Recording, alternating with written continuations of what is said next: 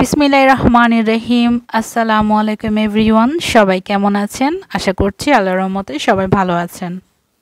আমরা যারা মুসলমান আছি কম বেশি সবারই ইচ্ছা হয় জীবনে একবার হলেও যেন আমরা আল্লাহর ঘরটা ভিজিট করতে পারি, নবীজির রোজায় সালাম পেশ করতে পারি। জীবনে একবার হলেও আমরা যাতে মক্কায় যেতে পারি, কাবা ঘরটি হাত দিয়ে ধরে চুমু খেতে পারি। কিন্তু সবার কম বেশি সামর্থ্য থাকে না সৌদি আরব যাওয়ার, উমরা করার।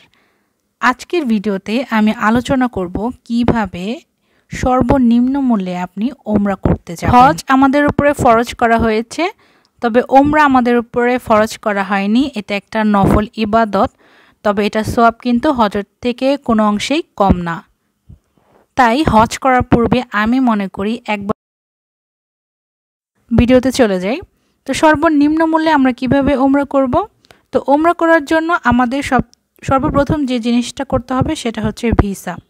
তো আমরা যদি অন্য কোনো এজেন্সির মাধ্যমে ভিসা করি সেক্ষেত্রে অবশ্যই একটু বেশিই লাগবে। সেক্ষেত্রে আমরা কিন্তু নিজেরাই ভিসা করতে পারি।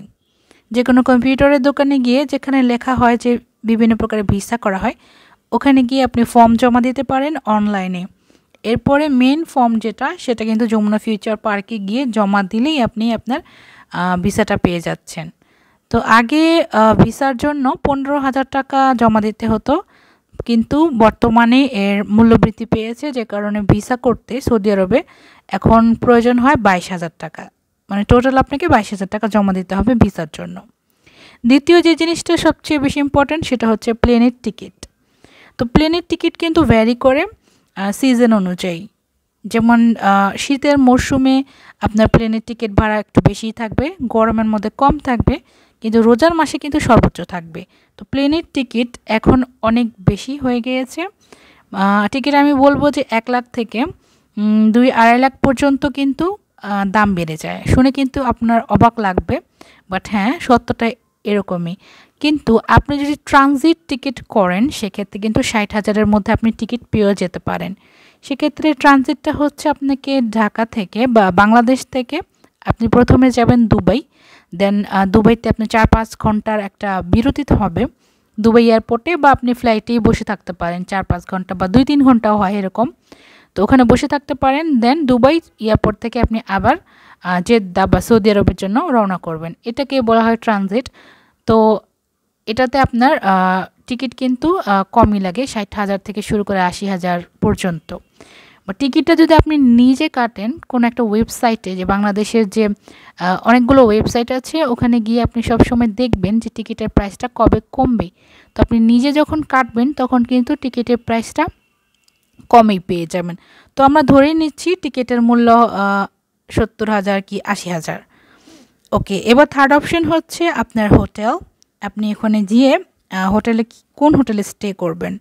তো আমি বলবো যে ওখানে আপনারা মক্কা যাওয়ার পরে 3 স্টার হোটেল পেয়ে যাবেন। যেহেতু আমরা মক্কা উমরা করতে যাচ্ছি, আমাদের ওরকম হাইফাই হোটেলের প্রয়োজন নাই। তো 3 স্টার মানের আপনি যদি হোটেল নেন, সেখানে আপনি একটা রুমে যদি 4 জন থাকেন, তো পার নাইট আপনার 120 থেকে 150 রিয়ালের মধ্যে আপনি পেয়ে যাবেন। তো 120 থেকে 50 রিয়াল যদি 4 জন একটা রুমে থাকেন, তো অ্যাপ্রক্সিমেটলি হিসাব করলে 15 দিনে মক্কা মদিনায় আমি বলবো আপনার খরচ হবে 15,000 টাকা। এটা আমরা ধরে নিচ্ছি সর্বনিম্ন।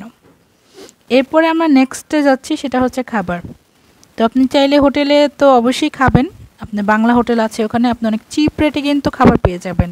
ওখানে বাঙালি হোটেল আছে, পাকিস্তানি হোটেল আছে, খুবই চিপ রেটে খাবার পেয়ে যাবেন। বাট খাবারের খরচ যদি আপনি একটু কমাতে চান, সেক্ষেত্রে আপনি বাংলাদেশ থেকে বা যে দেশ থেকে যাচ্ছেন আপনি নিজের কিছু খাবার সরঞ্জাম সাথে করে নিয়ে যেতে পারেন, যাতে ওখানে গিয়ে খাবারের খরচটা কম হয়। যদিও উমরা করতে গেলে এই ঝামেলা যেটা কেউ করতে চায় না, তো ওখানে কিন্তু ফ্রি ফুড আছে। তো টোটাল যদি আমরা হিসাব করি তাহলে দেখেন ভিসার জন্য যাচ্ছে 22,000 টাকা।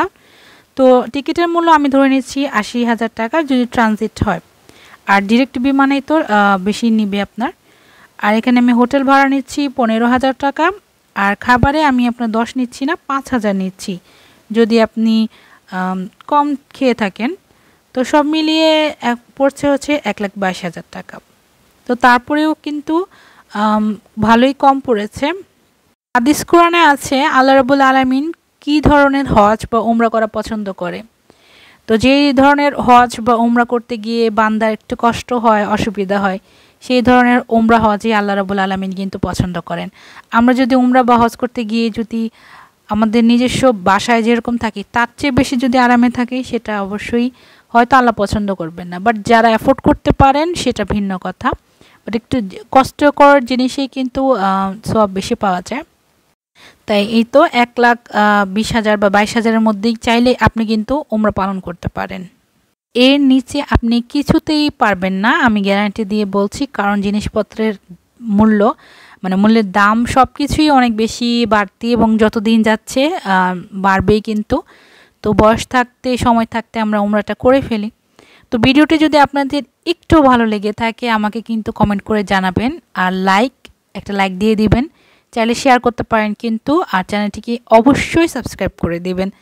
তো আপনারা যে দেশ থেকেই আমার ভিডিওটি দেখছেন সবাইকে অসংখ্য ধন্যবাদ।